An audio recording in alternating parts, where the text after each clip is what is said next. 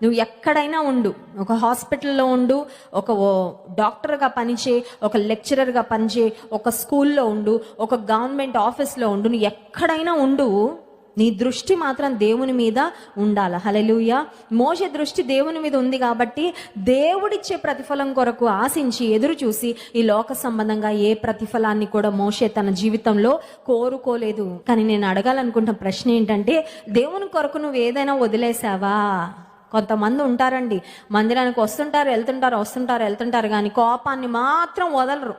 ముక్కు మీదే ఉంటుంది కోపం.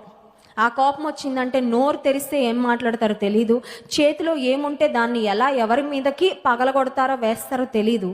అన్కంట్రోల్డ్ యాంగర్, కొన్ని హార్డ్ ఫీలింగ్స్ కొంతమంది పక్షంగా మనకు ఉంటాయి. కొంత ద్వేషము, క్షమించలేని పరిస్థితి, గ్రడ్జ్ కొన్నిసార్లు ఉంటుంది, క్షమించలేం. మందిరానికి వచ్చి నువ్వు వదిలేస్తున్నావా? వదిలివేయవలసినవి విడిచిపెడుతున్నావా? విడిచిపెట్టకపోతే నీలో సంపూర్ణమైన మార్పు రాలేదు. విడిచిపెట్టకపోతే దేవుని యొక్క సంపూర్ణమైన బహుమానము, ఆశీర్వాదాన్ని మనము పొందుకోలేం. మనము అడుగుదాం, ప్రభువా ఏం విడిచిపెట్టాలో నాకు చూపించాయి. కొన్నిసార్లు మనం ఏం విడిచిపెట్టాలో మనకు తెలియదు, ఎందుకంటే మనకు అన్నీ పట్టుకోవాలనిపిస్తూ ఉంటుంది.